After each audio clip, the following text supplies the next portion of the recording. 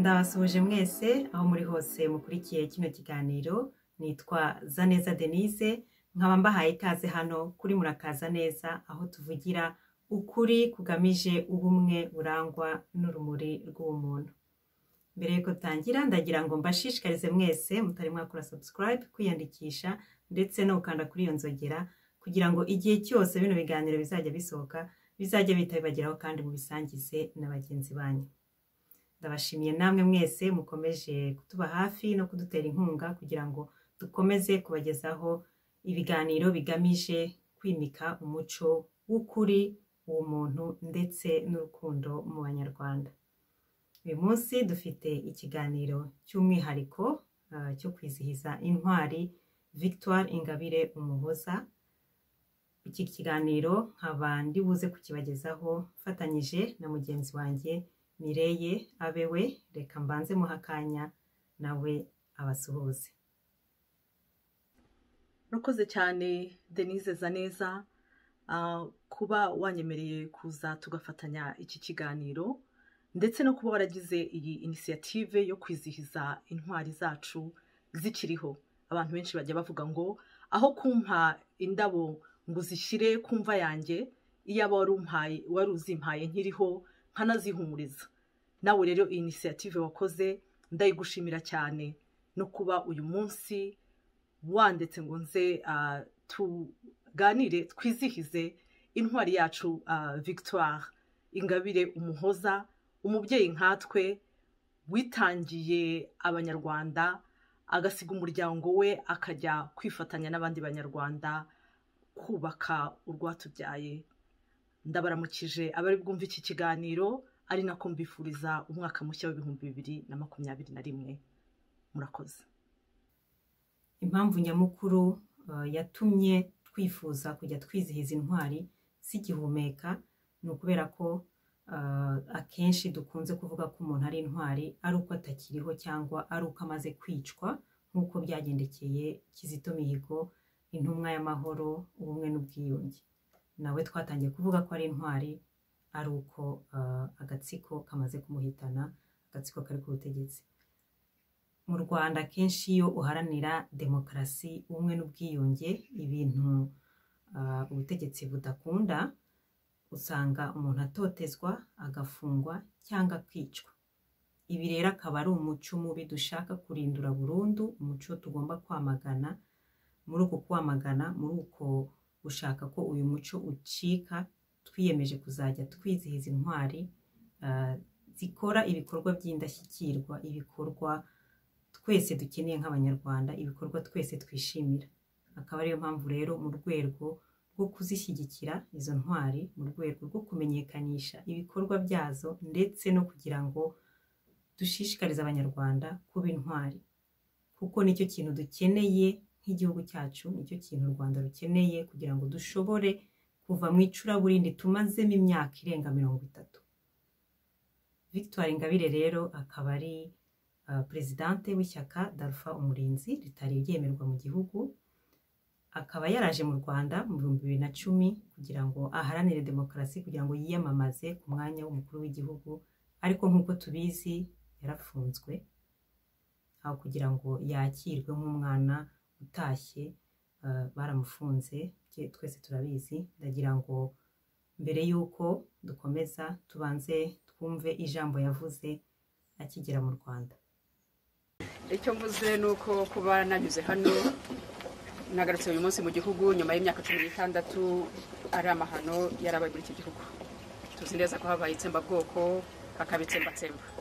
Ntabwo rero nari kugaruka nyuma y'imyaka 16 mu gihugu cyabayemo ibikorwa nk'ibyo mu gihe ntari mpari, ngo ndyame nsinzire ntabanje kunyura aho ibyo bintu byabereye, ngo mbanze mparebe hasuri. Indabyo nazanye n'urwibutso abarwanashyaka bayifudeye inkingi ndetse n'ubuyobozi bwayo bwa politike bwampaye, bumbwira buti uhanyure ubwira Abanyarwanda ko icyo twifuza ari uko dufatanya gukora hamwe, tugakora ku buryo amahano nk'ayo y'amaraso atazongera kuba. Nimwe twifuza ko amahano nk'ayo yongera kuba mu gihugu, nimwe no mu mpamvu yatumye FDL inkingi dufata icyemezo cyo kugaruka mu gihugu mu mahoro, tutagombye gukoresha intwaro nk'uko benshi batekereza ko umuti w'ibibazo ari ugufata intwaro. Kuko ntabwo twemera ko kumena amaraso ariko kurangiza ibibazo. Iyo umuntu amenya amaraso aranamuhama. ntabwo rero FDI icyo twifuza nuko abanyarwanda dufatanya hamwe mu bitekerezo binyuranye dufite ariko tugakora ku buryo amahano yagwiriye igihugu cyacu atazongera kubaho. Biragaragara ko inzira y'ubwiyunge ikiri ndende, iracyari ndende, kandi koko urebye abantu bishwe muri iki gihugu ntabwo ari ikintu cyahita kirangira ako kanya. Nanone niyo urebye usanga nta ngamba ya politike ihari ifatika yo gufasha abanyarwanda kugera ku bwiyunge, kuko nk'ubu hano turareba kuri uru rwibutso ruragarukira mu by'ukuri ku bantu bahitanywe n'itsembabwoko ry'abatutsi. Haracyari uruhare rundi rw'itsembatsemba ryakorewe abahutu, kuko nabo barababaye, abantu babo bishwe, nabo baravuga bati mbese ibyacu byo bizagerwaho.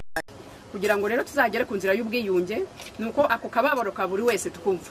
Ni ngombwa ko abatutsi biciwe, abahutu babishe babyumva kandi bemera ko bagomba kubihanirwa. Ni ngombwa ko abantu baba barishe abahutu nabo bumva ko nabo bagomba kubihanirwa. Kandi ni ngombwa ko abanyarwanda mu moko yacu tuvamo anyuranye twumva ko tugomba gufatanyiriza hamwe mu bumwe, mu bwubahane, tukubaka igihugu cyacu mu mahoro. Ikituzanye rero no kugira ngo dushake uburyo dufatanyiriza hamwe gutangira iyo nzira y'ubwiyunge, dufatanyiriza hamwe gushaka uburyo akarengane gacika mu gihugu cyacu, gufatanyiriza hamwe gushaka uburyo abanyarwanda twese tubaho mu bwisanzure mu gihugu cyacu. Murakoze. Murakoze cyane Denise kutugezaho iyo video Madame Victoire Ingabire aho yari ahagaze ku Gisozi hashize imyaka 10, aho ku Gisozi niho data ashyinguye. Urwo rugendo Victoire yagize ajya mu Rwanda akaba yarashakaga gufatanya n'abanyarwanda kubaka igihugu cyabo, yasanze atarutangira atarasura urwo rwibutso ruri i Kigali rurimo abantu benshi bazize jenoside yakorewe abatutsi. Ariko nk'uko yabivuze, ubwicanyi bwabaye mu Rwanda n'amahano akomeye, hari ubwo twemera, hari n'ubundi dushaka kwirengagiza, nyamara ntabwo tuzagera mu kubana mu mahoro n'ubumwe tutemeye yuko hari abahutu bapfuye muri iyo jenoside yakorewe abatutsi, hari abapfuye mu byo abenshi bise kwihorera, ndetse hari abandi bapfuye bazira imari zabo n'ibindi bintu bitandukanye n'agahinda. Ariko kugira ngo tuzubake u Rwanda rukwiye, tugomba kuzarekonesa ibyo byose, ndetse tukemera ko hari n'abatuvuyemo muri Kongo umubare mwinshi cyane nabo bazize uko baremwe. Ibyo rero ntabwo ari byo uyu munsi twaje kuvuga, ahubwo twaje kuvuga ku butwari bw'uyu mudamu nkatwe wabashije kugenda urwo rugendo. Ngewe navuga imyaka 10 mbere yanjye, nkaba mushimiye cyane ibyo bikorwa byose. Ubu rero ngiye kwintroduiza umukobwa we ari we Raissa Ujeneza, mudushyirireho video ye ndetse n'abandi bantu bashyigikiye Victoire Ingabire. Murakoze. Muraho, murakomeye. Nitwa Raissa Fihalanson Ujeneza, ni umukobwa wa Victoire Ingabire Umuhoza. Mumbabarire kubera ko navuga ikinyarwanda kinuze neza cyane, ariko ndakora uko nshoboye. Nshatse kubabwira ko mama, nk'uko twebwe tumwita mu rugo, ari umugore ukomeye cyane, uko benshi bamuzi. Ni umupolitisiye ukora politike mu Rwanda. Hashize imyaka irenze 10 yasubiye mu Rwanda. Yasubiyeyo atazi neza nimba ashobora kwizera ko batazamutoteza, ariko yemeye gusubirayo kubera ko yari afite urukundo no kwizera ko abanyarwanda bashobora gutera imbere. Urwo rukundo yari afite abanyarwanda bwatumye yifuza kwitanga, akababara hamwe nabo kurusha kutabibuka, akabaho neza hano mu Buholandi. Ni ibintu rero ngewe mbona bitasanzwe, ni ibintu mbona atari abantu bose babishobora, nanjye ntabwo nabibasha kubikora, ariko ndabishigikiye. Yabaye umuntu exemplaire kuri twebwe mu rugo. Imbaraga ze, kwitanga kwe, byose ni ibintu byatumye tumubona ukundi kuntu twebwe abana be. Mu rugo yari umuntu ukunda kwisekera, ukunda kureba amafilime ya karate, ukunda kubyina, ariko yatweretse imbaraga ze mu gihe yahisemo kujya mu Rwanda mu bihe atari yizeye ko hari security ihagije. Nanjye byageze aho njya kumusura, umwaka ushize naragiye kumusura, ni ukubera imbaraga ze nanjye nashoboye kwizera ko nabishobora, ni ukubera ukwemera kwe ko nanjye nagize ukwemera ko gutinyuka kujyayo. Ariko ngezeyo koko nabonye b'Abanyarwanda akunda cyane, ashaka kubana nabo. Mbona cya gihugu cy'u Rwanda yahisemo kubamo, mbona nanjye hari impamvu nyinshi cyane yaba yarakoze ibyo yakoze, nkamushyigikira kurushaho. Rero mama njyewe nshobora kuvuga ko ari superwoman. Ibintu akora ntabwo ari ibintu bisanzwe na n'ubu, ariko na kera yarakoraga akazi gasanzwe, akiyita ku rugo, ku twebwe abana be no ku mugabo, agakora na politike. Yahoze afite imbaraga nyinshi zo gukora ibintu byinshi bitandukanye.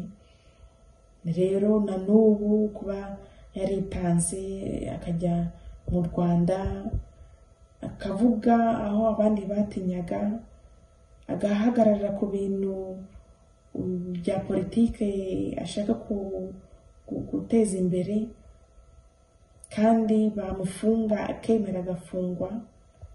Ni ibintu ngewe mbona atari abantu benshi babishobora, ariko akaba ari ibintu byatuma abandi ahubwo nabo bashobora gutuma bifuza gukora ikintu na kimwe ibyo aribyo byose kugira ngo bateze imbere igihugu cy'u Rwanda. Nk'uko yabivuze, ni nka foot abantu bari gukina, we yagiye imbere ariko hari abandi benshi bari muri team ye. Nanjye ndi muri team ye, uko nshoboye nzajya muvugira, atari kubera ko adashobora kwivugira, ariko kubera ko ndi umukobwa we, kandi kubera ko mushigikiye mu bintu byose akora. Namushimiye nk'umubyeyi, yatubeye umubyeyi mwiza cyane, na n'ubu aracyari umubyeyi mwiza cyane kuri twebwe. Iyo distance ihari ntabwo bimubuza kutubera umubyeyi mwiza, niyo mpamvu mukunda cyane. Yego, nibyo nashatse kuvuga. Ikiremwa muntu aho kiva kikagera gifite ingeso itari nziza yo gushima umuntu ari uko yavuye mu mubiri. Wa mugani wa rwenya rwo mu Rwanda, ibyo nabyo bigomba guhinduka. Uyu munsi rero mbere na mbere ndashimaza neza wantumiye mu kiganiro kugira ngo ngire icyo mvuga ku ntwari Ingabire Victoire. Nitwa Pamphile Nkurunziza, nkaba ndi umu activiste. By'umwihariko rero muri urugendo rwa activisme, Ingabire Victoire yambereye inspiration, yambereye umuntu wo kureberaho, atuma mvuga nshize amanga ntihishahisha. Ibigwi by'uyu mubyeyi ntawe wabivuga ngo abirangize, bwakwira bugacya. Niyo mpamvu ari byo ndibwirengagize habisimbuka, atari uko bidafite icyo bivuze, ahubwo ari ukwanga kwizimba mu magambo, kuko nkeka ko abambanjirije cyangwa bari bunkurikire nabo bari buze kubivuga kuko bigaragara amaso ya buri muntu. Munyemerere mvuge ku bintu bike byankozeho. Icya mbere ni uburyo yemeye kuza gukina mu kibuga mukeba akina Sinabyaye. Iyo mijugujugu aterwa ntago imugamburuza kugira ngo ahindure imvugo cyangwa agire ubwoba areke ibyo yiyemeje. Urwo ni urugero rwiza dukwiye kureba. Ikindi gikomeye ni uko atigeze atezuka na rimwe gushyira amahoro imbere ya byose. Nkuko ahora abyivugira, havuga ko violence nta kizi ishobora kuzanira sosiyete ariyo yose. Umuburanya azatwereka igihugu cyafashe imbunda ubu kikaba gifite amahoro. Gishobora kuba gitekanye, ariko amahoro n'umutekano ni ibintu bibiri bitandukanye. Nkaba mbashishikariza kuzasoma igitabo cya Kizito kugira ngo mubashe gusobanukirwa n'iryo jambo. Uyu mubyeyi yarabayeho neza i Burayi, ariko arangije arapakira aravuga ati hoya, hari ibintu mbona bitagenda neza mu Rwanda, ndamanutse ngiye guharanira ko bikosoka. Harimo ababifashe nko kwiheba, nko kwiyahura. Bisaba ubwitange bukomeye, ari no mpamvu tubimushimira. Wagize neza kuko warebye kure, aho wabonye ko ibyiza wifuza nta wundi wabigeza ku Rwanda usibye wowe uhagurutse ukabirwanira, ukabiharanira mu mahoro. Ndahamagara abanyarwanda mwese, muze dushyigikire umubyeyi. Ibintu aharanira ni ibintu byiza, cyane cyane mwe mw'abajene. Ndabahamagara kugira ngo muze dushyigikire uyu mubyeyi. Turagushimira ubwitange ukomeje kugaragaza, komerezaho, kandi hamwe n'Imana tubona uzatsinda. Intsinzi yawe tuzi neza ko atari yawe gusa, ahubwo ni igihugu, ni imirimbanyi twese. Komera, komera, komera. FPR yafata ubutegetsi muri 1994 kugeza uyu munsi. Ijambo demokarasi ribagaraguza gati, baribona nk'umujugunya cyangwa umugozi umuntu yishyira mu ijosi akarereta, umuntu yiyahuza. Ni ukuvuga ngo FPR itinya demokarasi, Kagame atinya demokarasi nk'uko umuntu atinya kwitera inkota. Urabyumva? Ntago ari buri muntu wese ashobora gufata inkota ngo ayitere ku ibondo, ntibishoboka. Urumva? N'ubikoze bavuga ko ari igiharamagara. Ndagira nkubwire yuko uyu munsi nubaza Kagame ngo igihugu gifite demokarasi, azavuga ngo demokarasi ahubwo iruzura na sendere. Niko Kagame azakubwira. Ariko ni demokarasi abanyagihugu bose badasogongera, ni demokarasi idahari, ni demokarasi y'abaringa, demokarasi bita ko iri mu gihugu umubare utari muto w'abanyagihugu bari mu buhungiro, mu gihe abatutsi batigeze bagira amahirwe yo gusogongera demokarasi bose, kuko bamwe bari hanze y'igihugu. Uyu munsi hari abahutu benshi bari mu buhungiro badashobora gusogongera icyo gitugu cyo Kagame yita ngo ni demokarasi. So icyo nshaka kuvuga hano, itandukanyirizo rya Madame Victoire Ingabire nuko icya mbere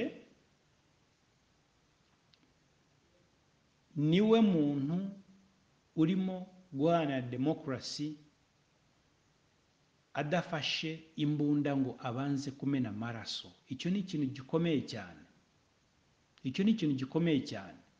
Madame Victoire Ingabire abantu bagomba kumushimiraho. Icyo ni icya mbere. Icya kabiri, jewe namwemerera cyane nuko icyo yemera arakivuga. Kuba Victoire Ingabire yatashye mu Rwanda agiye gucuruza igitekerezo cye cyo gushyira demokarasi yuzuye mu gihugu cyacu, akajya ku rwibutso agatanga ubutumwa, agafatwa agafungwa ngo kuko avuze ku bwicanyi bwakorewe abahutu, akabifungirwa kandi nta kintu atavuze kitari cyo. Genda bisubiramo, nanabivuze inshuro nyinshi kandi nzakomeza mbivuga kuko niko kuri. Urabyumva? Victoire Ingabire yarafunzwe nkuko Nelson Mandela yafunzwe. Yego ntago Victoire Ingabire yari yageze imyaka 25 nk'iya Mandela yamaze mu buroko, ariko icyo Mandela yafungiwe nicyo Victoire Ingabire yafungiwe, nicyo na n'ubu agifungiwe iwe mu rugo, ku buryo numenyanye nawe, numusuye, nukoranye nawe, Kagame asoza amwishe cyangwa se aburiwe irengero. Urabyumva? Ariko Ingabire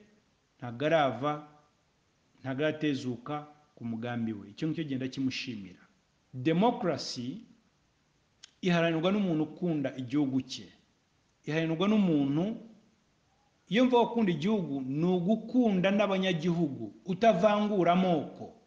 Kugeza uyu munsi bimwe mu bintu nemera Victoire Ingabire nuko sindamwumva ivangura amoko, sindamwumva avuga akababaro k'ubwoko bumwe gusa ngo yirengagize ubundi. Icyo ndakimushimira cyane.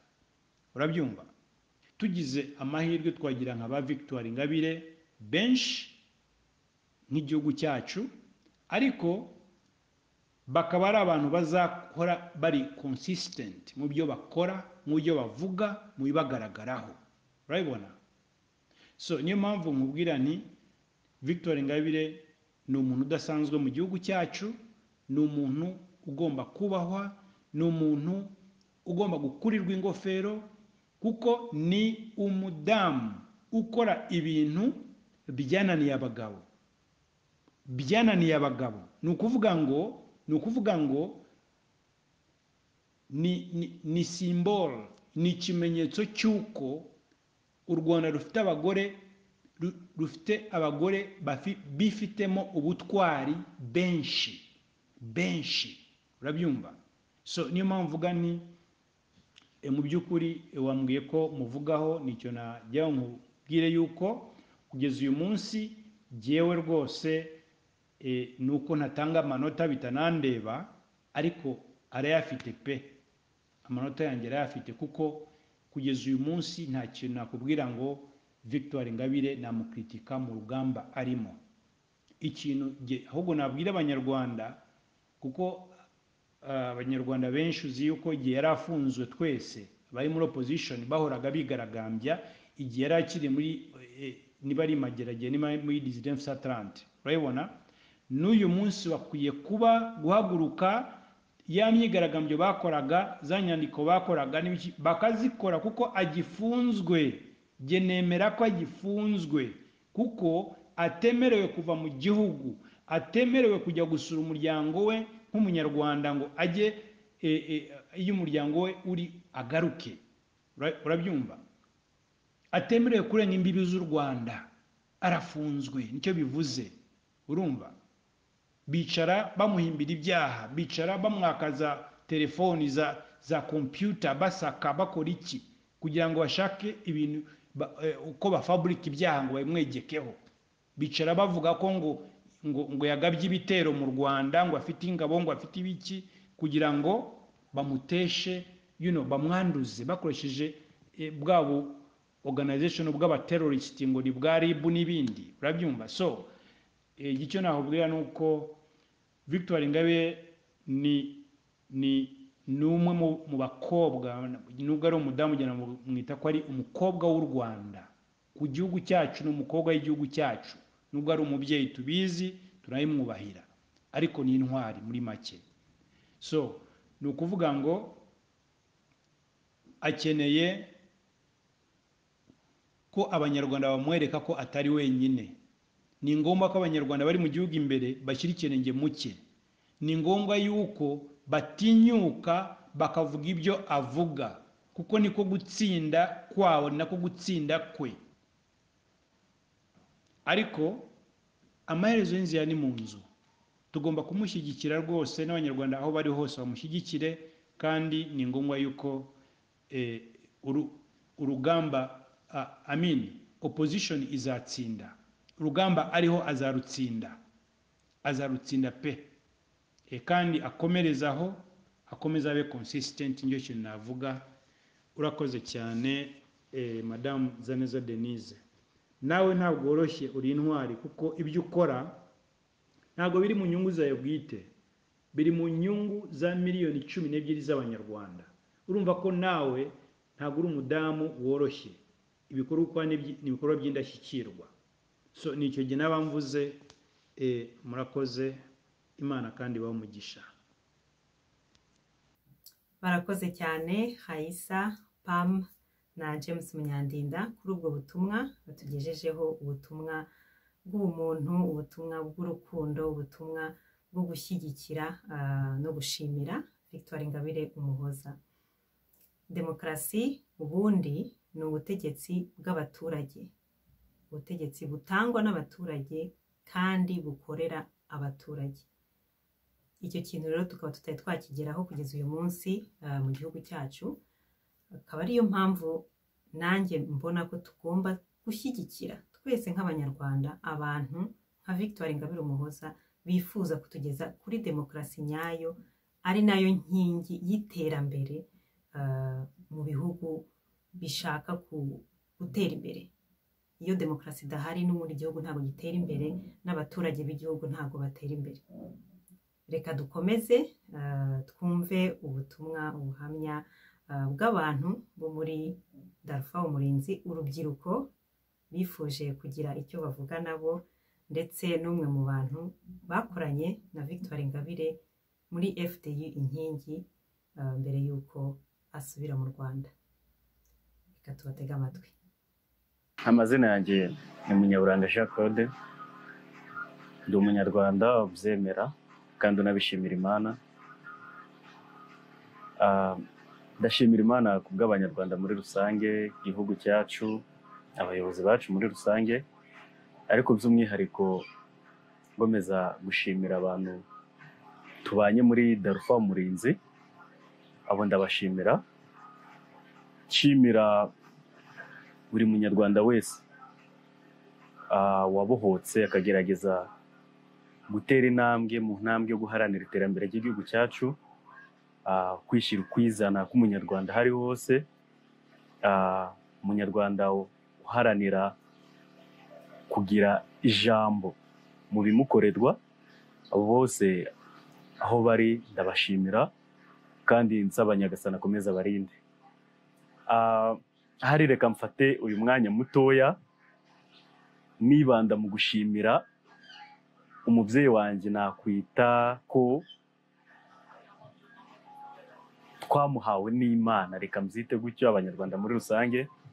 Na wundi ni mère cyangwa se mama wanjye, Madame Ingabire Victoire, wemeye kuza kegera abanyarwanda muri rusange kugira babashe kubohoka mu mitima, babashe kwerekana aho ukuri k'u Rwanda gushingiye. Ndamushimira.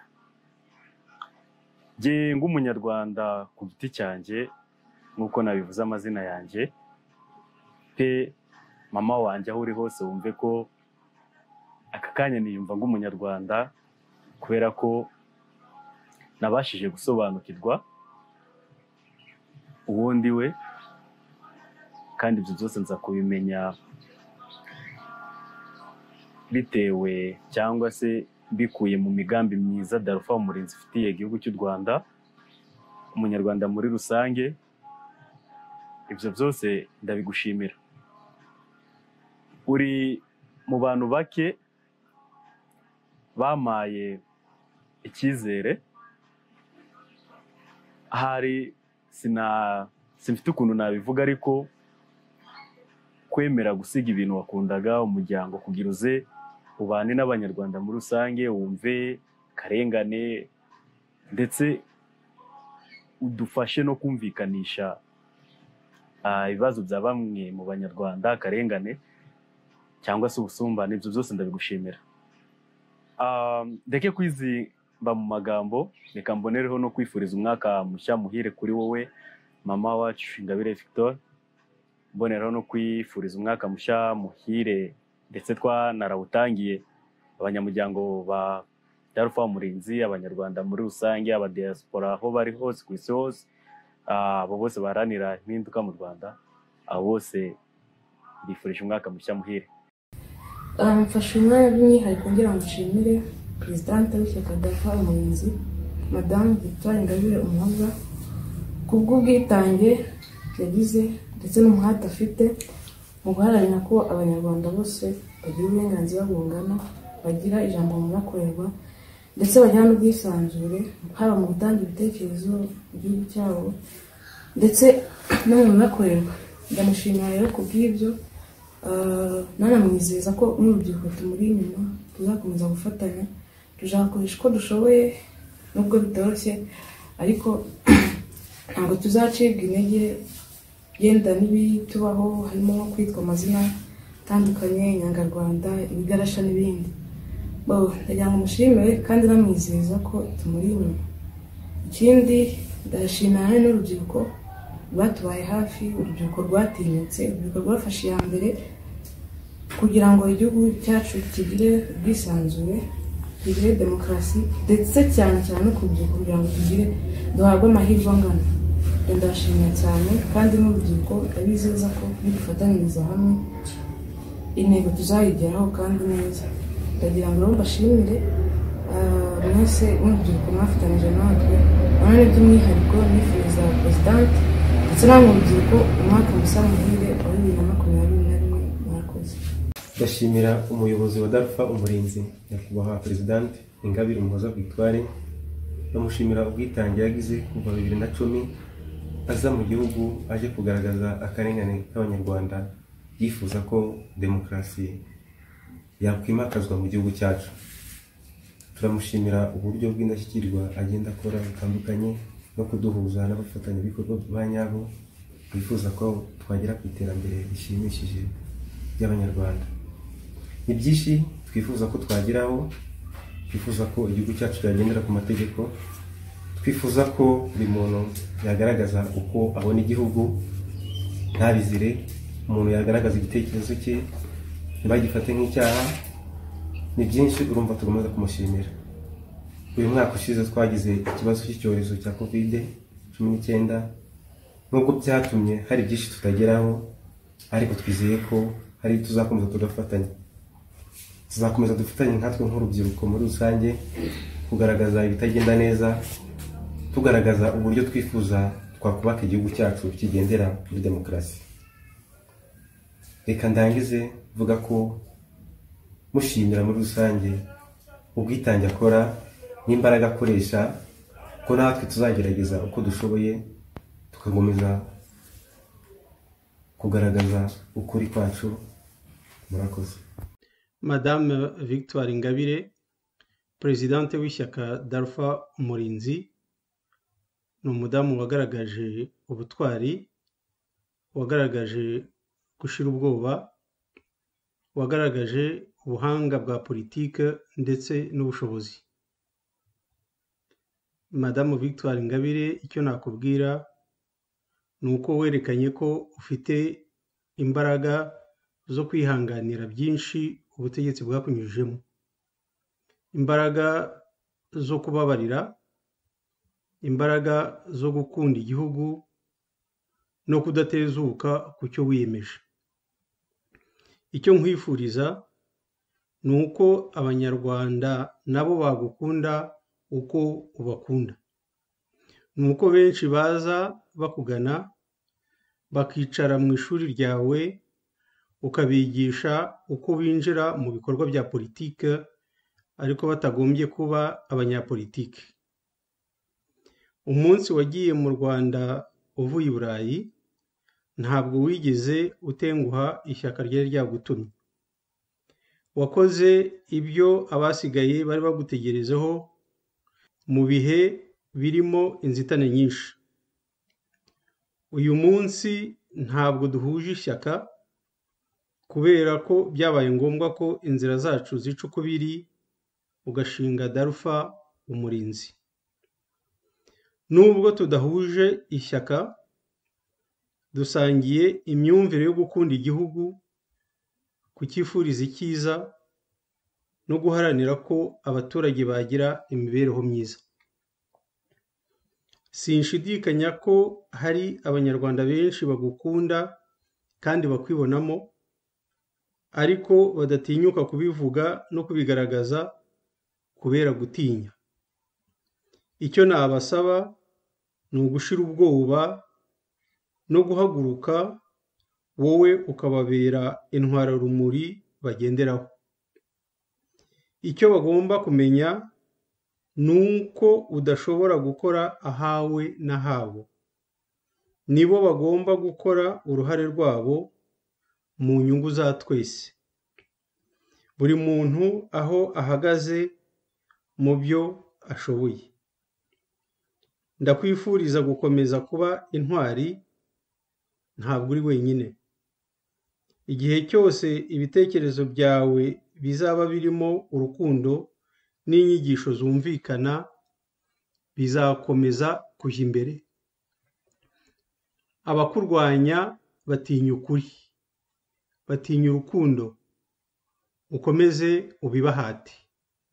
Komera. Murakoze. mbere ya byose ndagira ngo mbanze nshimire abantu bose bamfashije, umugabo wanjye n'abana banjye banyitayeho bagakomeza kunyereka urukundo. Ngashimira abarwanashyaka ba FDL inkingi bakomeje kunyitaho uko bashoboye kose. Ngashimira ubuyobozi bwa RCS tumaranye iyi myaka 8, cyane ngashimira komiseri mukuru uhagarariye RCS muri iki gihe kuko yazanye ikintu cy'ubumuntu mu magereza ngira ngo abantu bose bamenye mu myaka mazemo ubu hari ikintu cy'ubumuntu mu magereza y'u Rwanda, ngira ngo mushimire nubwo hari taranoga ariko hari byinshi bakoze byiza. Hanyuma rero urambajije uti urugendo n'uruhe, hashize imyaka 8 ndi muri gereza ariko nakomeje gukurikirana ubuzima bwo muri gereza bw'igihugu cyacu, hari byinshi byagezweho ndetse hari n'ibyinshi abanyarwanda dushobora kugeraho dushyize hamwe. Sinshidikanya ko rero kuba abantu batavuga rumwe cyangwa batabona ibintu kimwe ubundi bigomba kutubera isoko yo kubaka igihugu cyacu mu mahoro, tugagira imiyoboro inyuranye yo kwicishamo ibyo bitekerezo, iha buri wese mu bwisanzure kuvuga icyo atekereza nta nkomyi, kuko ari bwo buryo bwiza bwo gushyigikira iterambere rirambye ndetse no kubaka ejo hazaza heza ku rubyiruko. Nkaba mboneyeho rero umwanya wo gushimira Perezida wa Repubulika wafashe icyemezo cyo kundekura akansubiza mu buzima busanzwe, kuko ntekereza ko nawe ubabona yuko icyiza ari uko abanyarwanda twese dushyira hamwe, ari abatavuga rumwe ari n'ubuyobozi, tukubaka igihugu cyacu. Urakomeza gukora politiki. Nshimiye cyane aba barwanashyaka ba Dalpha Umurinzi ndetse n'abandi bakoranye na Victoire Ingabire batugejejeho ubu butumwa. Nkaba mbabwira navuga yuko ubutwari bwabo nabwo nubwo tutabavuga umwe ariko turabubona. Hagiye habaho kenshi yuko abarwanashyaka ba Victoire Ingabire baburirwa irengero, abandi bakicwa, ku buryo kumugira uruhande ukamukomeraho muri kiriya gihugu nabyo ni ibintu byo gushimwa. Hanyuma rero nk'uko mwabyiyumviye, Victoire Ingabire yarezwe icyo twakwitwa ingengabitekerezo, ntabwo ari we wenyine ubiregwa, nuko ahubwo we yabifungiwe, nubwo abandi haje kuba urubanza muri East Africa bagasanga mu by'ukuri yagombye kuba umwere, ubwo butabera ntabwo azabubona mu Rwanda, ariko twebwe turabizi yuko iyo ngengabitekerezo natwe ubwacu turegwa ntayo dufite, ahubwo ingengabitekerezo dufite niyo ubumwe n'ubwiyunge bw'abanyarwanda nyabwo. Hanyuma rero muri ibyo byose Victoire yarezwe, ni nako amaradiyo menshi asa nkaho yemewe na leta atajya amugera iruhande ngo amuganirize. Hari abantu navuga nka Bacyuma, Ukuri Mbona, Bagatanazi, abo bose ejo bundi hari umuntu hakozwe ikiganiro cyo kubita bakanze guhakwa, abantu twavuga ngo ni icyitegererezo nabo babasha gukorera mu Rwanda. Hari bamwe muri bo harimo unkunda cyane nawe waciye muri iki kiganiro nk'intwari yacu, Karasira Aimable, wasize akamesaje nawe abwira tantine we Victoire Ingabire. Karasira ntabwo ari we wenyine wahaye izina Victoire Ingabire, nanjye mwita une copine Vicky. So ubwo rero witwa ukuri ufite ikiganiro Ukuri Mbona ari we Karasira, ndetse n'abandi bantu bari mu Rwanda bakanze guhakwa nabo basigiye akamesaje Victoire Ingabire. Murakoze nimudushyirireho utwo tuvideo. Nitwa Nsengimana Theoneste, ndi umuyobozi w'ikinyamakuru umubavu.com ndetse n'umubavu TV online. Maze imyaka igera kuri 7 nkora umwuga w'itangazamakuru mu Rwanda. Ntabwo ari ibihe byari byoroshye cyane, ariko kandi kubera no kugira umutima ukomeye, ibikomeye hari ubwo umuntu ajya bihindura bikaba byoroshye. Ntabwo byari byoroshye cyane, ariko twarabikoze kuko twumvaga biturimo kandi bituvuye no ku mutima. Ntabwo ari igihe kinini maze menyanye na Madame Victoire Ingabire, ariko muri icyo gihe gito twamenyanye harimo ibiganiro twagiye dukorana, kubera ko nge nk'itangazamakuru nkora mba nkeneye kubona ko ibyo nshaka gukoraho inkuru, igitekerezo nagize, ibyo twita mu ndimi z'amahanga mu bize umwuga w'itangazamakuru story idea, ko mbona abandi bantu bashobora gushyigikira icyo gitekerezo. Guhura rero na Madame Victoire Ingabire, ikiganiro cya mbere twakoranye cyari ikiganiro yaravuye mu nama yari yatumiwemo, sinzi niba byibuka neza. Icyo gihe twahuriye mu cyahoze ari Kist, aho ngaho niho twahuriye dukorana ikiganiro cya mbere. icyo kiganiro nyikora abantu baracyishimiye cyane, mbona ko abantu bamukunze kandi bakeneye ibitekerezo bye ko byajya ahagaragara. Ntabwo nabuze abantu umwe cyangwa babiri bambwira batari ko uyu muntu wavugishije uratinyuka. Njye nabonaga ari ibisanzwe, nabonaga ari ibisanzwe kuba ahubwo mbonye n'umuntu ushobora kuvuga ibindi bintu abantu batavuga, nyamara ari byo bifitiye inyungu igihugu cyacu. Kuko akenshi mu bindi bihugu by'amahanga bavuga ko ndetse bakanemeza ko iyo ufite opposition cyangwa se abo mutavuga rumwe bagufasha kugera ku ntego zawe, kuko rimwe na rimwe bakurebera ibintu uba utabashije kubona bakabikubwira, nyamara burya abo muba muri kumwe badashobora kubikubwira. Naje kongera rero kumusaba gahunda y'uko twagirana ikiganiro, arabinyemerera, turaganira, numva afite ibitekerezo. Ariko uko nagendaga nganira nawe niko nagendaga mpura n'abantu banca intege, bambwira ngo uriya muntu muvugana afite ingengabitekerezo ya jenoside, hari ibyaha akurikiranweho. Ariko ngewe nkurikije icyo gihe namubonye, kuko buriya iyo uganiriye n'umuntu uramumenya, ibyo byose ntabyo bavugaga, ntabyo mubonaho, nta nibyo nabonaga. Ngiye mubona nk'umuntu ufite ishyaka n'umuhate byo kubaka igihugu. Mu buryo mbonamo umuntu nshobora no kubivugaho nk'umunyamakuru, nk'umuntu tumaze igihe dukorana ibiganiro kandi byagize impinduka zinagaragarira abantu mu buryo bumwe cyangwa ubundi. Byatumye abandi banyamakuru batinyuka nayo kumuvugisha, nubwo bitaragera ku rwego rushimishije ngo tubone nka televiziyo y'igihugu yamutumiye ngo imuganirize ibitekerezo afite abisangiza abanyarwanda, ariko byose ni urugendo kandi ruzashoboka. Hari abantu usanga bashobora kuvuga bati uriya muntu ni ngewe avugisha abandi be kujyayo, ariko ngiye ndashishikariza abanyamakuru bose bumva bashaka gukora itangazamakuru kandi ritabogamye ko bakwegera Madamu Victoire Ingabire bakaganira nawe, bikareka kuba ibyatewe gusa, ahubwo bikaguka bikarenga imbibi, n'abandi bakabibona ibitekerezo mubonamo byiza, n'abandi bakabimubonamo kandi bakabitangariza abanyarwanda, kugira ngo dufatikanyirize hamwe kubaka igihugu cy'u Rwanda. Gikeneye ba Ingabire benshi, gikeneye ba Theo benshi babona ibintu bishobora kugirira nabi ubutegetsi buriho, bakabibibwira, bakababwira bati nimukore gutya, ibyo mukora nibwo bizagira agaciro. Kuba Ingabire Victoire ari mu gihugu bifitiye igihugu akamaro, kuba kandi afite abashobora kumuvugisha nabyo bifitiye igihugu akamaro. Ahubwo abantu nibabishyigikire, babitera inkunga, nawe bamutera inkunga, yewe n'abandi bari hanze y'igihugu cy'u Rwanda bashaka gukora politiki nabo baze mu gihugu bafatikanye nawe. Ndabashimiye cyane. Ingabire Victoire mubonamo ubutwari ngo kuba atinyuka akabwira leta ibitagenda neza, rwose akomereza aho ngaho, kandi ntabwo ibyo akora abikora abantu batabibona, abantu barabibona, akomereza aho ngaho. Murakoze.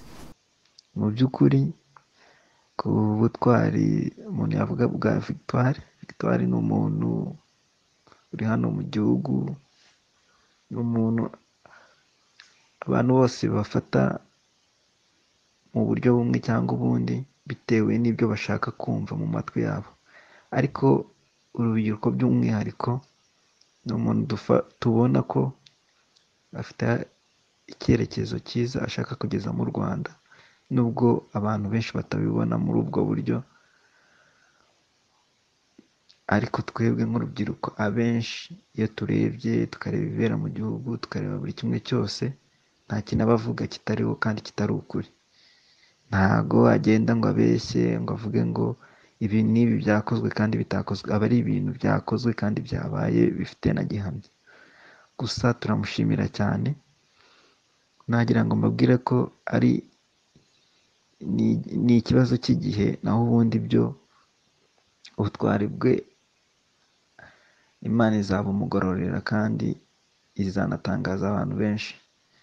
Ni ikibazo cy'igihe, naho ibindi byo kuri twe tubona byaramaze kwikora, byamaze gutungana. Ni ikibazo cy'igihe. Ikindi kandi nyaboneka mujye mudufasha mudukorere ubuvugizi kuko nimwe dufite nta kundi twabigenza. Murakoze cyane rwose, mujye mudufasha, imyirondoro yacu ntabwo biba byoroshye, mumenye muturengere.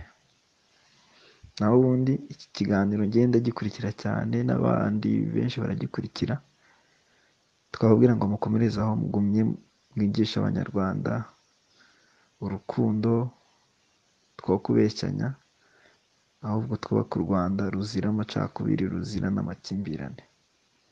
Murakoze cyane, murakoze, ndabakunda kandi tubari inyuma, turamushyigikiye. Naho muri Victoire nta kintu yenda kuba, tuzamushyigikira kandi bizagenda neza. Murakoze. Murakoze cyane. Nitwa Karasira Aimable. Ndashaka kuvuga cyane kuri uyu munsi uwo cyangwa kino gihe twihaye cyo kujya tuzirikana intwari ziriho mu Rwanda, kandi intwari si ngombwa ko ziba zarapfuye. Nanjye mwabimvuzeho, narabashimye cyane. Shimira cyane Denise Zaneza initiative yakoze yo kujyaho agaciro abantu bakiriho, kugira ngo nawe bumve yuko ibyo bakora ari ibintu by'indashyikirwa, ari ibintu bifitiye akamaro rubanda rwa Giseseka, rufitiye akamaro abanyarwanda muri rusange na kano karere, ibintu bigomba guhangana n'ikinyoma n'akarengane n'iterabwoba twabibwemo. Ubwo rero ni muri uyu munsi mfashe ijambo nshimira cyane, mvuga ubutwari bwa Tantine, wo nkunze kwita Tantine Ingabire Victoire, dore yuko muri iki gihe ariwe twageneye ubutumwa rero namuvugaho nta bundi nuko ari umubyeyi w'icyitegererezo washoboye guhara byinshi yari afite byiza. Dore tuzi yuko twese yabaga mu Buholandi, aho yakoraga akazi kamuha amafaranga menshi, ariko aremera aza kwitangira abanyarwanda kandi nta mbunda akoresha no violence. Ikintu cyabaye cyo ni kimwe nuko yaje ibyamubayeho yarabyiteze, arafungwa ku mvano za politike, dore yuko n'urukiko rw'iburasirazuba East Africa Court rwagaragaje yuko yafashwe mu buryo butemewe, yaburanishijwe mu buryo butemewe. Ariko ibyo si byo twatindaho, gusa abantu bose twababwira yuko bajya bagerageza kwitwara nk'umubyeyi Ingabire Victoire Umuhoza, washoboye kutugaragariza urukundo aho yitangiye abanyarwanda, araza agerageza kwigisha cyane ubumwe n'ubwiyunge, kandi agerageza no kugaragaza ukuri ku bintu bimwe byagiye bihishwa by'amateka, agerageza kutwereka yuko byose bishoboka, abanyarwanda bashobora kubana baba ubwoko ubu n'ubu n'ubwoko ubu n'ubu kandi ntibabeshyanye, agaragaza ukuri kose. Njyewe rero Karasira Aimable nemera yuko Ingabire Victoire ari intwari iriho igaragara, akiri muzima, n'igihe azataha akazaba azasiga urwibutso rukomeye, urwibutso rw'urworoherane, urwibutso rwa demokarasi, urwibutso rwo gushyira hamwe kandi no kutagira ubwoba no kudatinya kuvuga mu gihe cyose uzi yuko uri mu ruhande rw'ukuri. Ndabashimiye, dukomeze tuzirikane intwari zikiriho. Murakoze.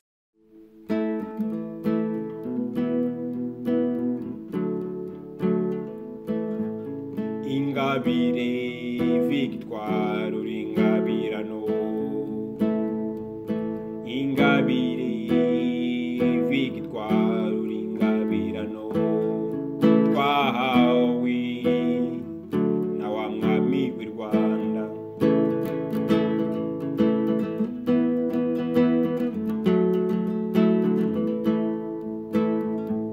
Waje ukenewe mu gihe gikomeye, waje uzi neza ko ugiye guhangana n'umugabo wigize umwami w'ishyamba, waje uzi neza ko ugiye guhangana n'umugabo wigize umwami w'ishyamba, usiga ibyawe wakundaga n'umuryango wawe, ubuzima bwawe bwiza wari ufite wemera kubushyira mu kaga, kugira ngo uze gutabara abanyarwanda. Muba nka wa mugabo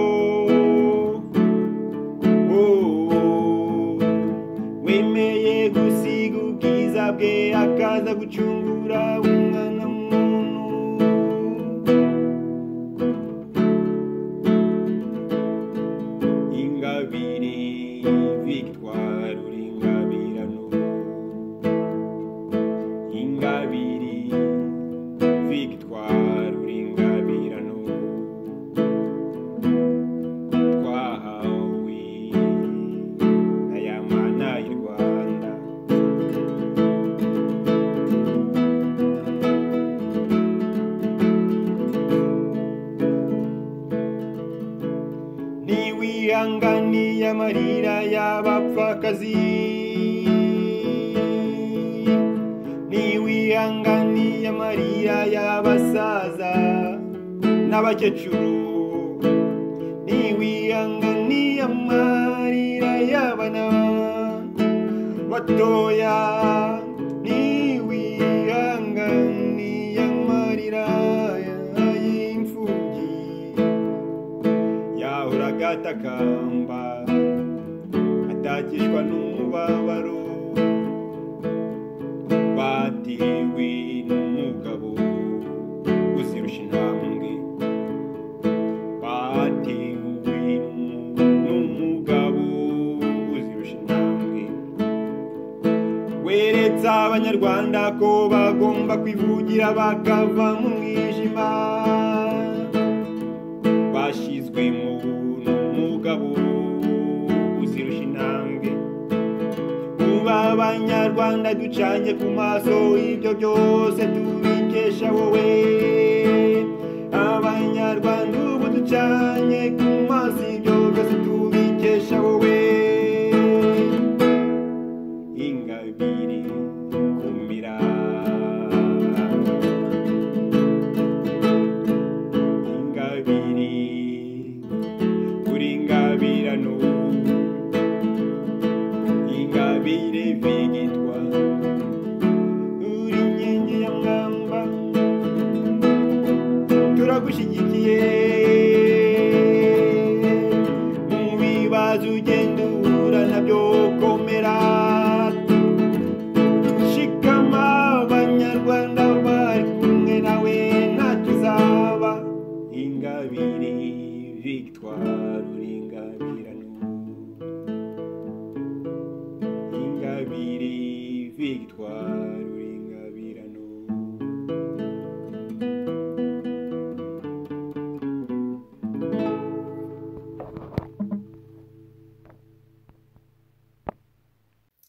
ndashimira cyane aba bakanze guhakwa bari mu Rwanda kuri ubu butumwa mutugejejeho. Ndabashimira cyane ku itara mwacanye, itara rikomeje kumurikira abanyarwanda benshi cyane, itara ritazazima. Ndabashimiye rero kuba mukomeje kwamagana akarengane, kuba mukomeje kuvuga ukuri kwanyu, kandi ntawe muhohotera, ntawe muhemukira, ku nyungu z'abanyarwanda bose, ku nyungu zo kugira ngo twubake sosiyete ibereye abanyarwanda bose. Ndagira ngo nshimire n'uyu Jean waririmbye indirimbo. Muri make uyu Jean ni umwana muto yavukiye muri Congo, akaba rero yagize ngo kuri iyo kaziyo yo gushimira Victoire Ingabire amuhimbire indirimbo, akaba yarayise Umutabazi. Turamushimiye rero cyane. Iyi ndirimbo tuzayishyira ukwayo kuri YouTube kugira ngo ababyifuza muzongere muyumve. Hakaba rero hari urundi rubyiruko ruri hanze y'igihugu bahunze ubutegetsi dufite, ubutegetsi bwa RPF Inkotanyi. Kuri uyu munsi bakaba bari hanze y'igihugu badashobora gutaha, bakaba aho bari bakomeje guharanira uburenganzira bwa muntu mu gihugu cyacu, bakaba bakomeje guharanira ko demokarasi igerwaho. Reka nabo tubatege amatwi, kuko urebye babaye inspired, babaye inspiré na Madame Victoire Ingabire Umuhoza. Reka tubatege amatwi. Murakoze Denise Zaneza n'abateguye uyu mwanya kugira ngo tubashe gushimira umubyeyi w'igihugu, tubashe gushimira Madame Victoire Ingabire, tubashe kugaruka ku budasa bwe, tuvuge ku butwari bwe, tuvuge ku buhangange yagaragaje muri iyi myaka 10 ishize irenga, arwanira abanyarwanda, aharanira uburenganzira bw'abanyarwanda, avugira abanyarwanda badafite kirengera, avugira abanyarwanda ba rubanda rugufi, aharanira ibyiza ku banyarwanda bose muri rusange, arwanira ubumwe n'ubwiyunge nyakuri. Nitwa Sempiga Ali, nkaba nifuje nanjye kuvuga ku mubyeyi w'igihugu Victoire Ingabire, ubudasa bwe, ubuhangange yagaragaje muri iyi myaka irenga 10 amaze aharanira uburenganzira bw'abanyarwanda muri rusange. Urugamba yatangije ni urugamba rukomeye, bigaragarira wese ko ubutwara afite kubasha guharanira ibyo aharanira, guharanira imibereho myiza y'abaturage, guharanira ko abanyarwanda babana mu bumwe n'ubwiyunge, abantu b'abanyarwanda babana mu mahoro, guharanira ko mu Rwanda habaho kubana mu mahoro by'ukuri, hakabaho ubumwe n'ubwiyunge bwa nyabwo. Mu by'ukuri Victoire Ingabire ni intwari ikomeye, turamushimira. Ni umunyapolitike watsinze ubwoba, ni umunyapolitike watsinze ubwikunde, watsinze selfishness, akemera kugira ngo ate aho yari ari muri comfort zone ye mu Buholandi, yemere guta umuryango we, yemere guta abana be, yemere guta ibyari bimufitiye akamaro byinshi bitandukanye, akemera kumanuka i Kigali, akemera gufungwa imyaka irenga 8 arengana. Iyo resilience, uko kwihangana no kongera ku bouncing back, akagaruka akagaragaza ukwihangana gukomeye, akagaragaza gutsinda ubwoba, akagaragaza gukomeza kurwanira abanyarwanda, gukomeza kuvugira abanyarwanda, gukomeza kwigisha ubumwe n'ubwiyunge mu banyarwanda. Mu by'ukuri ubwo ni ubutwari bukomeye, ni ubutwari bukomeye kuri Victoire Ingabire, ni ubutwari bukomeye mu banyarwanda dukwiriye gushimira. Victoire Ingabire turamushimira. Victoire Ingabire nkanjye ku giti cyanjye ndamushimira cyane. Ni umunyapolitike w'ukuri, ni umunyapolitike watsinze ubwoba kandi ukwiriye kugira ngo atubere urugero, cyane cyane urubyiruko n'abana bazamuka n'izindi generation zizamuka, kugira ngo intambwe ze zitubere urumuri, intambwe ze zibere urumuri abanyarwanda, intambwe ze zibere urumuri benshi. Ubutwara afite, ubudasa bwa Victoire Ingabire burigaragaza mu nzego zose zitandukanye. Victoire Ingabire ni intwari y'igihugu, ni umubyeyi w'igihugu muri rusange. Turamushimira cyane, turamusabira kugira ngo agumane ubwo butware, agumane imbaraga afite, Imana imurinde ibyamuhungabanya byose, kugira ngo akomeze arwanire abanyarwanda, akomeze avugira abanyarwanda. Ubutwari bwe n'ukuri bugaragarira benshi, kandi mu by'ukuri twavuga ngo akomerezaho.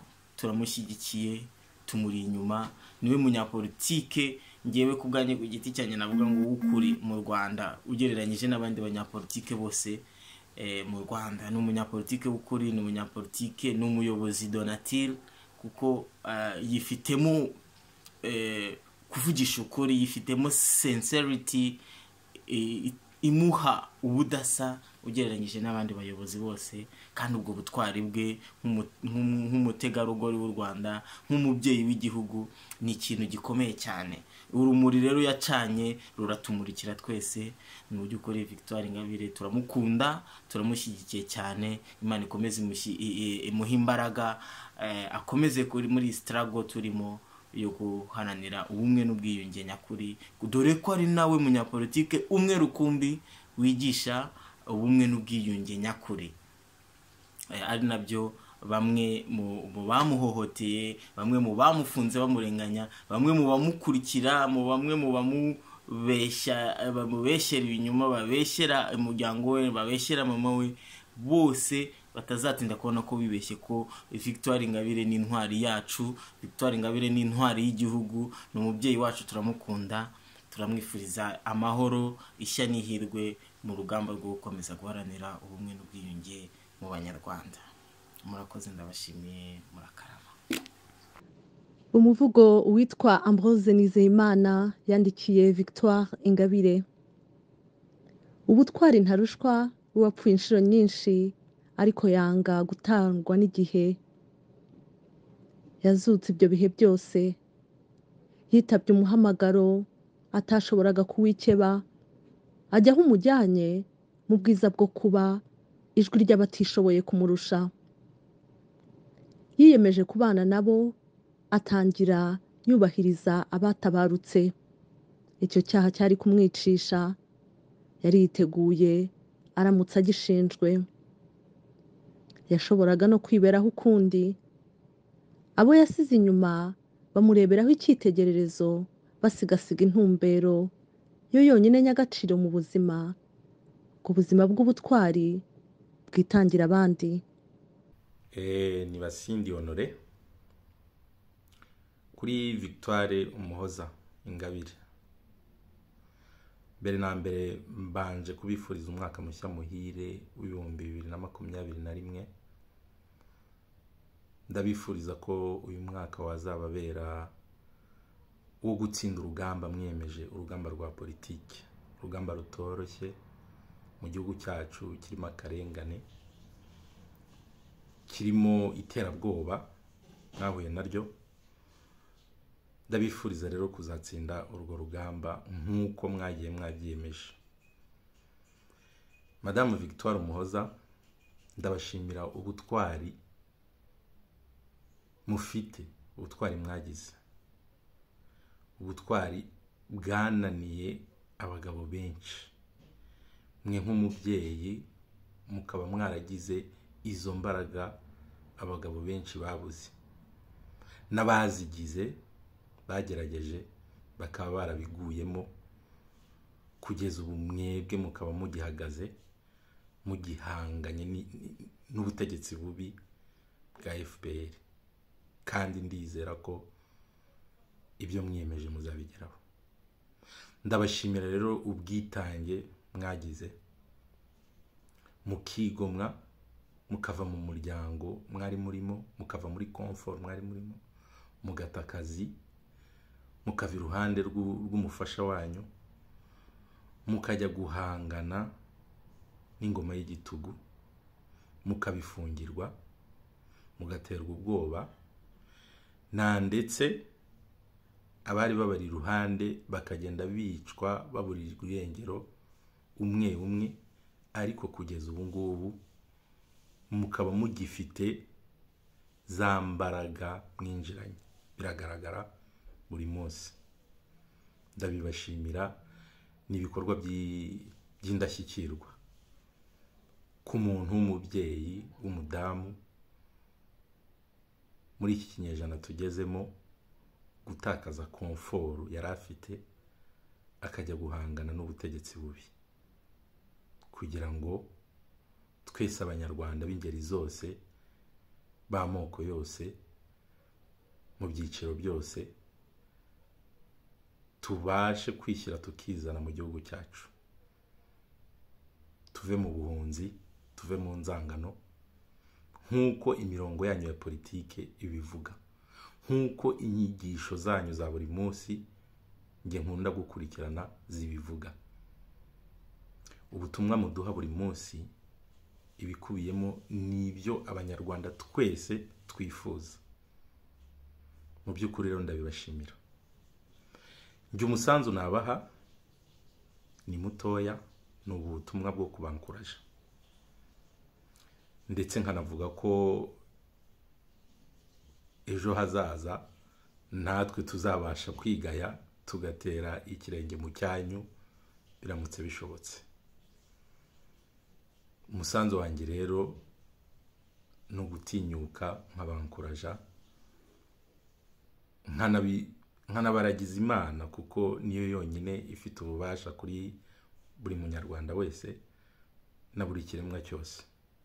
Baragije Imana ikomeze ibahe imbaraga zituma mubasha guhangana n'ibiza bya politike byo mu gihugu cyacu.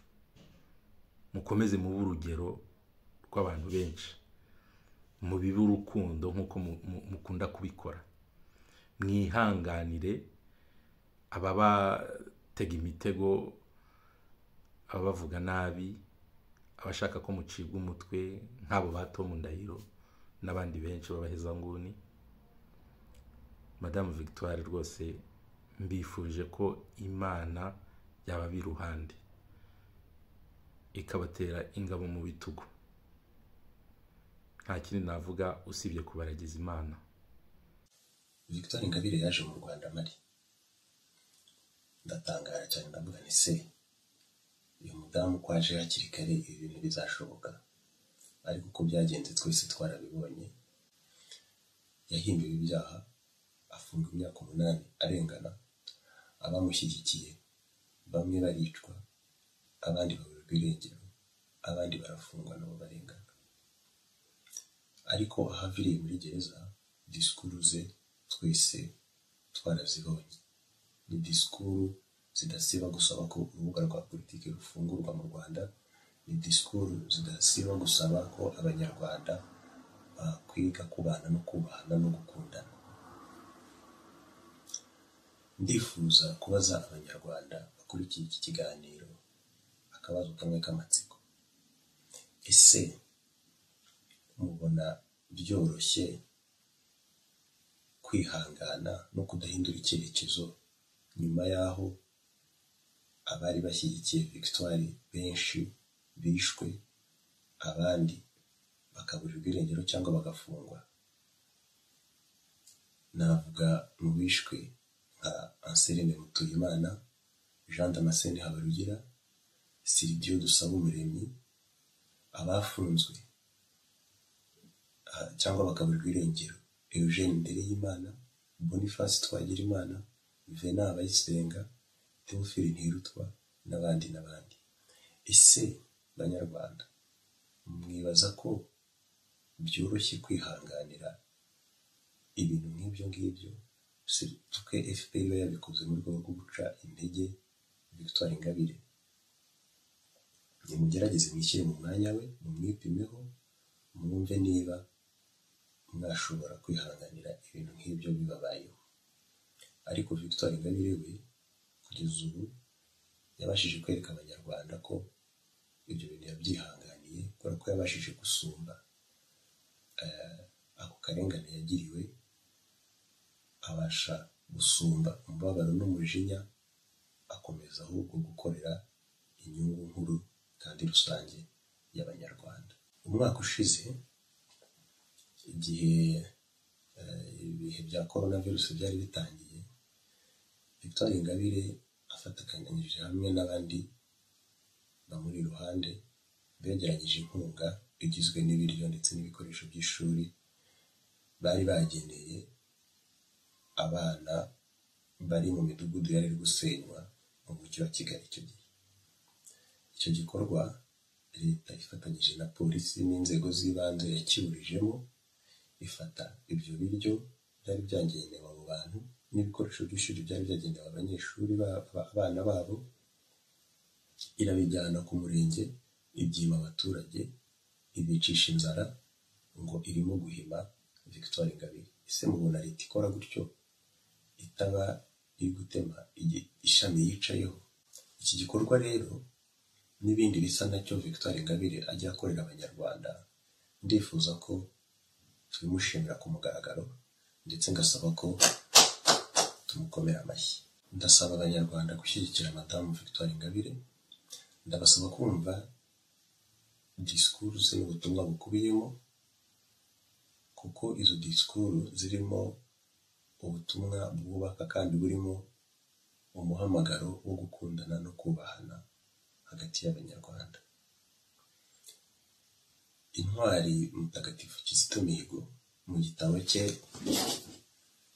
yanditse ahagana kuri paje ya 270, iyo avuga kuri Victoire agira ati: Oui à Victoire Ingabire Umuhoza pour sa volonté affirmée d'ouvrir l'espace politique au Rwanda, d'introduire l'état de droit et de permettre une justice impartiale et indépendante pour tous.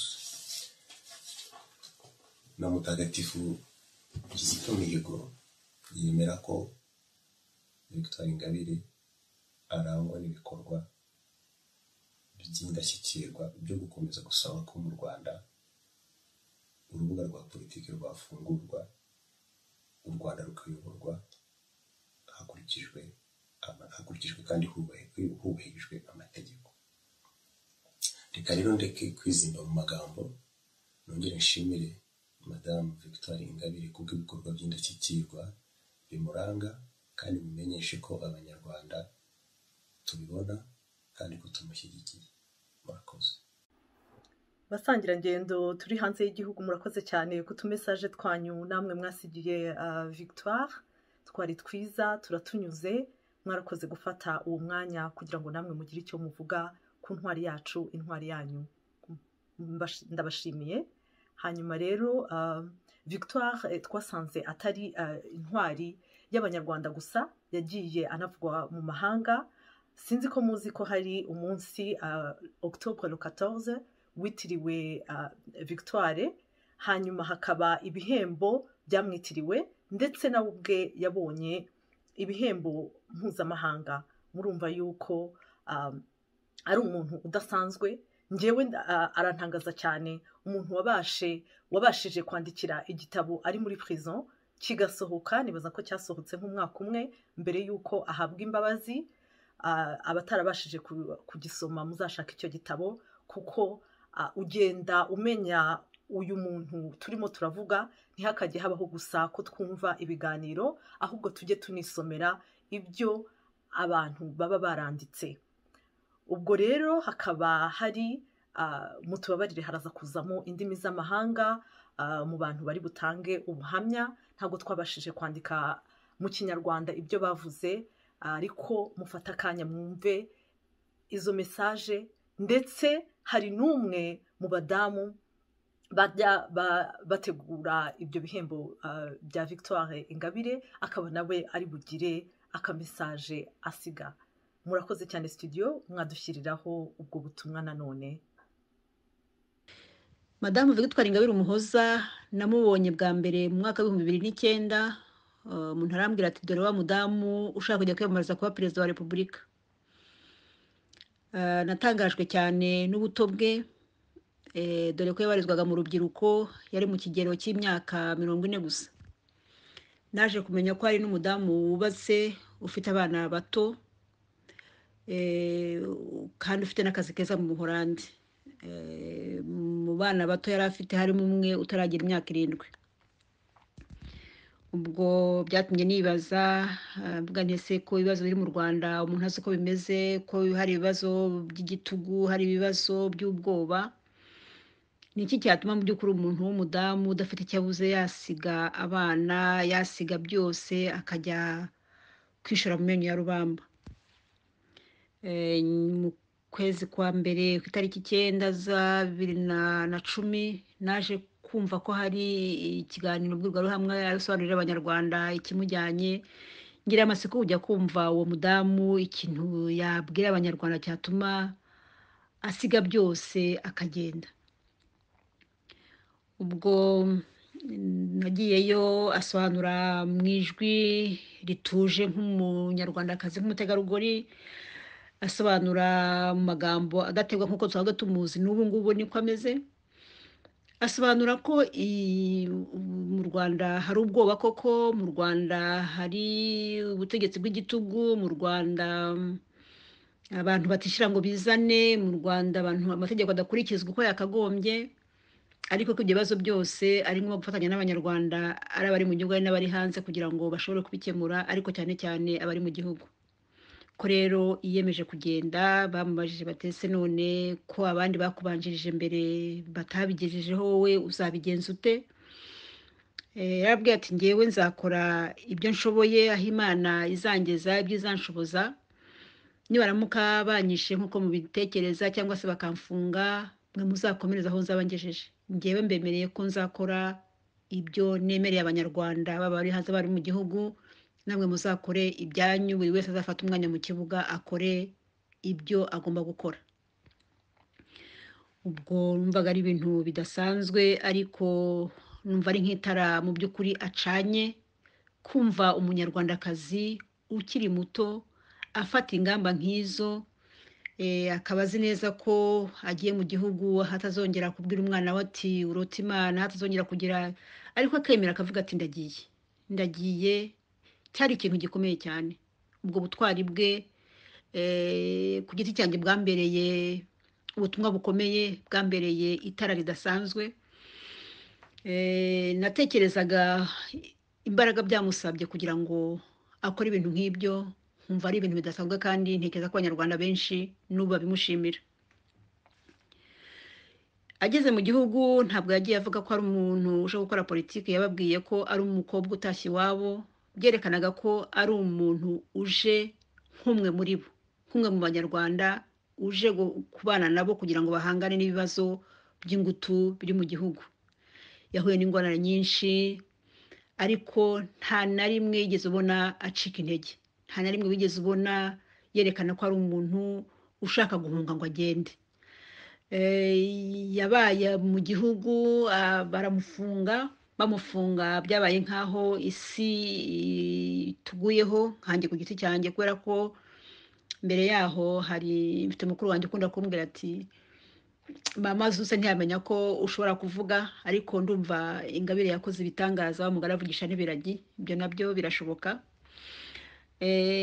Ubwo yarafunzwe, umuntu akumva isi imuguyeho, ariko wareba imbaraga afite, wareba ubushobozi akorana, wareba uko yerekana ari mu mapingu aboshye, ukabona abwira abantu ati mukomere turi kumwe, ntabwo nacitse intege. Yavuye muri prison avamo ubona agifite za ngufu, agifite ibyo yaharaniye, ntabwo prison yabifashe ngo ibihanagure. Na n'ubu aracyavuga ibyo yagiye aharanira icyo gihe, kubera ko bitaragerwaho ntabwo arigera ahinduka. Ibyo rero ni ubutwari budasanzwe. Tumenyereye ko batubwira ngo abagabo ntibahinduka ku ijambo, ariko twabonye ko itegeko nshinga ryarahindutse, ariko ibyo yavuze akiri hanze, ageze mu gihugu, afungurwa kugeza kuri uyu munsi, aracyaharanira uburenganzira bw'abanyarwanda, aracyaharanira ko abanyarwanda bava mu bwoba bagaharanira uburenganzira bwabo. Ibyo byose rero ni byerekana ubutwari agomba gukomeza gushimirwa kandi bizaruka mu mateka y'u Rwanda. Murakoze. Bonjour à toutes et à tous. Si je prends la parole ce matin, c'est pour exprimer ma sincère admiration pour une grande dame qui est un exemple pour l'Afrique et pour le monde. Je veux parler de Madame Victoire Ingabire Umuhoza, une opposante rwandaise qui, depuis 2010, mène inlassablement un combat pacifique pour la démocratie, pour les droits de l'homme, pour la réconciliation et pour la paix dans son pays. Lorsqu'elle est rentrée en 2010, elle a tout abandonné. Elle menait une vie confortable dans un pays occidental. Elle est rentrée et elle a défié l'homme fort du pays, homme fort depuis 1994. Elle savait combien cet homme fort était brutal. Elle savait qu'il ne reculait devant rien. Malgré tout, elle a tenté de se présenter à l'élection présidentielle. Cela lui a valu 8 années de prison dans des conditions extrêmement difficiles. Depuis 2018, elle est en résidence surveillée. Elle fait l'objet de convocations régulières de la part des services de sécurité du régime. Elle est humiliée, elle est sous surveillance. Malgré tout, elle poursuit inlassablement son combat sans déroger à ses principes, car il s'agit d'un combat pacifique. En 2018, alors qu'elle était encore en prison, je lui avais déjà exprimé mon admiration lorsque ce livre est sorti. Ce livre, Rwanda, 25 années de mensonges, contenait un chapitre qui lui était consacré, et j'avais en outre écrit sur la page de garde la chose suivante. Ce livre est dédié à toutes les victimes de la tragédie rwandaise, ainsi qu'à Victoire Ingabire Umuhoza et à Kizito Mihigo, tous deux emprisonnés au Rwanda pour avoir osé évoquer publiquement toutes ces victimes. Malheureusement, l'une des deux personnes à qui j'avais dédié ce livre n'est plus de ce monde. Il a été retrouvé mort dans sa cellule il y a tout juste un an, à Kigali. Il a vraisemblablement été torturé avant d'être tué. Cela prouve à quel point le combat que Victoire Ingabire Umuhoza mène est périlleux dangereux. Malgré tout, elle poursuit ce combat et elle continue à affirmer que la solution pour le Rwanda, c'est la réconciliation, c'est la démocratie. Le Rwanda d'aujourd'hui ressemble à une cocotte minute qui n'aurait pas de soupape de sécurité. Victoire Ingabire représente l'espoir pour beaucoup de Rwandais. Et c'est donc à cette grande dame, cet exemple lumineux de courage, de persévérance, que je tiens à exprimer aujourd'hui mon admiration, et je tiens aussi à lui présenter mes vœux de courage, mes vœux de succès dans le noble combat qu'elle a entrepris pour son pays. Bravo, Madame Victoire Ingabire Umuhoza, je suis de tout cœur avec vous et je sais que vous représentez un grand espoir pour votre peuple. Encore une fois, bravo, et dans l'espoir de vous rencontrer un jour. Merci, à bientôt. Hi, Victoire. I wanted to share a few thoughts with you today on you as a person, your work, and what you represent for millions of people. When I think of you, I think of water. Water's soft, it's gentle, it's flexible, yet nothing can resist it. It's the strongest force in nature. It's been truly amazing to see in the last several years how you have transformed fear into hope for millions of people. It's truly your greatest legacy. We've paid attention, though, to the details, to the policy issues that you have put forward regarding agriculture, the economy, relations with neighbors in the Great Lakes, justice and freedom. There are many people around you and others who have passed who espouse your ideals, who want the same things. I think of Kizito, God rest his soul, an extraordinary human being. We see Aimable. We've seen Diane. Deo, though he remains in prison. We're watching all of you. May you have continued energy. May you stay safe and strong. Thank you. Ndabashimiye cyane Dafrose, Judy na Hervé kuri ubwo butumwa mutugejejeho. Biragaragara rero ko Victoire Ingabire Umuhoza akunzwe kandi ashyigikiwe haba ari mu Rwanda ndetse no hanze y'u Rwanda. Ibi ngibi akaba ari ibintu bishimishije cyane kandi tukaba tuzakomeza kumushyigikira nk'abanyarwanda, tukaba tugomba gukomeza kumushyigikira nk'abanyarwanda. Urugamba rwa demokarasi tugomba kurwitabira twese kuko ari ikintu dukeneye mu gihugu cyacu, kuko ari ikintu cy'ingenzi. Umuntu ashobora kuvuga ati se niki nakora, hari abantu benshi babibaza ati se ati ngiye biriya bintu mbona ntabishobora, ariko iyo ubonye umuntu arimo gukora ibikorwa by'indashyikirwa, ibikorwa bigamije kugeza u Rwanda rwacu ahantu heza, tujye tumushyigikira uko dushoboye kose na moyen dufite. Aba bantu tujye tubashyigikira kubera ko baba bakora ibintu twebwe tudashobora gukora. Tureke kurebera, tureke kureba dutegereje ko aba bantu bananirwa, aba bantu bicwa cyangwa bagafungwa. Tubashyigikire ubu ngubu, tubashyigikire bagihagaze, tubashyigikire bagihumeka. Nuko nguko natwe dushobora kugira uruhare muri runo rugamba rwa demokarasi, muri runo rugamba rwo guharanira impinduka, mu rugamba rwo guharanira ukwishyira ukwizana ku banyarwanda bose mu gihugu cyacu. Akaba rero ari nayo mpamvu ari ngombwa ko abanyarwanda dukomeza kuvuga ukuri, tukavuga amateka yacu, kugira ngo hatazagira abantu bakomeza kuyagoreka mu nyungu zabo, kugira ngo buri munyarwanda wese agahinda ke kumvwe, buri munyarwanda wese agira uburenganzira bwo kwibuka abantu be, dushobore kugera kuri bwa bumwe n'ubwiyunge Kizito Mihigo yaririmbye kenshi mbere y'uko yicwa, mbere y'uko ava muri ubu buzima. Ndagira ngo nashishikarize abanyarwanda bakora politike gutaha mu gihugu cyacu, mukayikorera mu gihugu, nk'uko Victoire Ingabire yagize ubutwari bwo kuba kugeza na n'uyu munsi agikorera politike mu gihugu, kandi murabibona ko yahinduye ibintu byinshi cyane.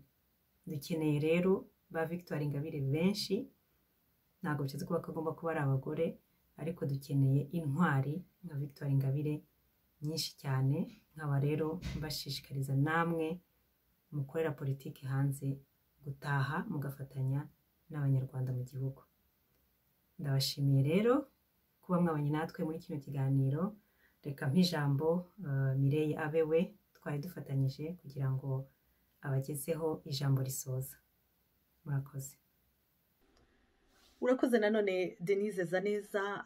Ndashimira cyane abantu badukurikiye kuri uyu munsi ubwo twavugaga ku ntwari yacu Victoire Ingabire Umuhoza.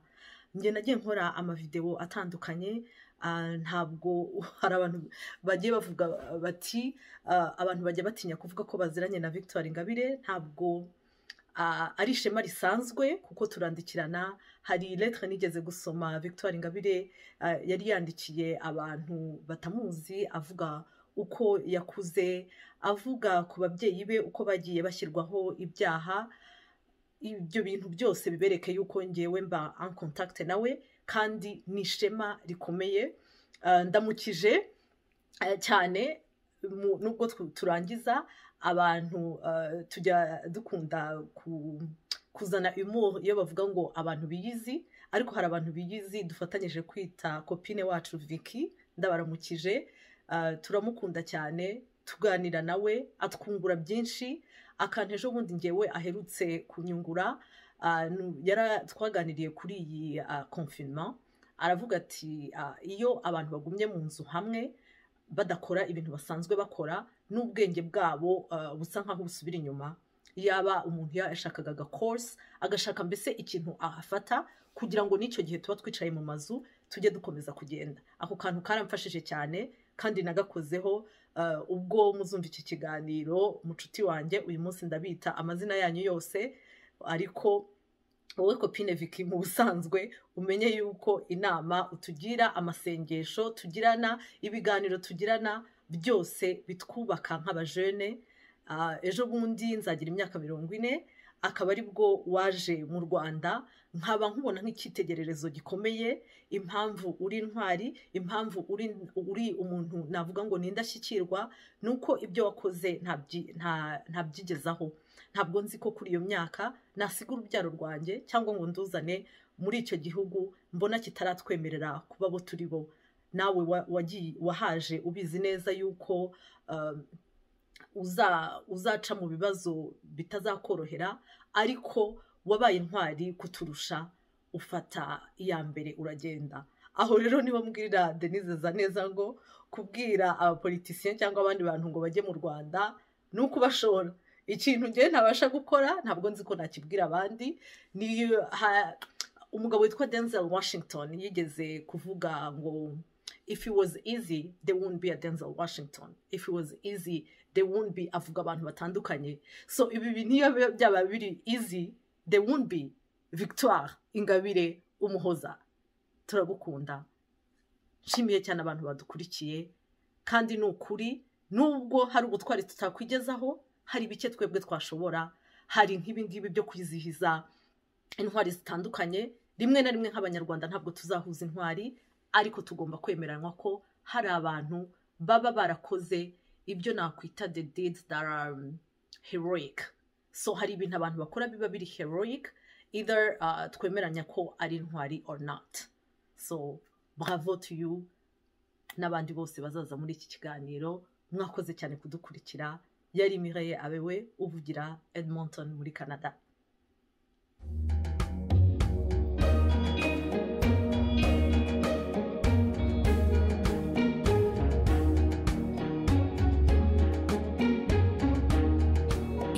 victoire, urakaramba, urakaganza,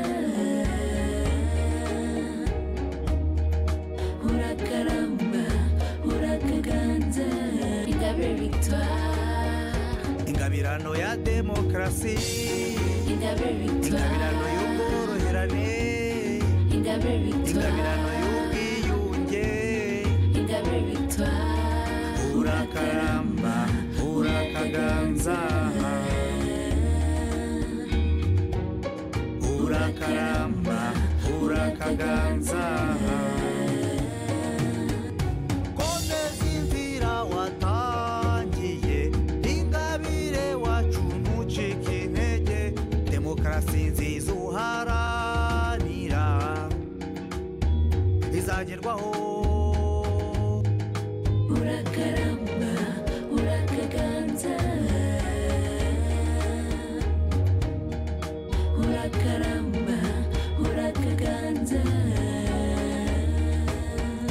ingabirano ya demokarasi, Ingabire victoire, ingabirano y'ubworoherane, Ingabire victoire, ingabirano y'ubwiyunge, Ingabire victoire, urakaramba, urakaganza, urakaramba, urakaganza.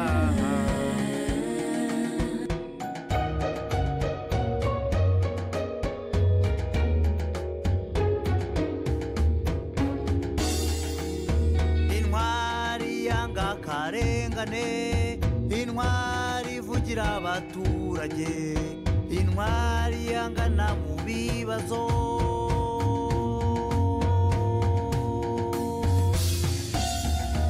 urakaramba, urakaganza, urakaramba, urakaganza, ingabirano ya demokarasi, Ingabire victoire, ingabirano y'ubworoherane, Ingabire victoire, ingabirano y'ubwiyunge, Ingabire victoire, urakaramba, urakaganza, urakaramba, urakaganza.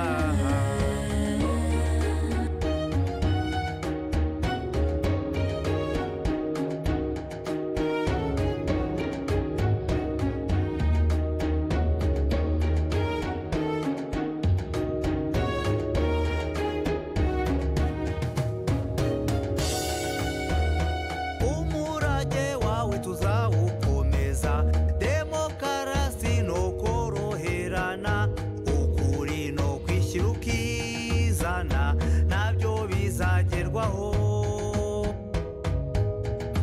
urakaramba, urakaganza, urakaramba, urakaganza, ingabirano ya demokarasi, Ingabire victoire, ingabirano y'ubworoherane, Ingabire victoire, ingabirano y'ubwiyunge, Ingabire victoire, urakaramba, urakaganza, urakaramba, urakaganza. Ese mugereranye nande?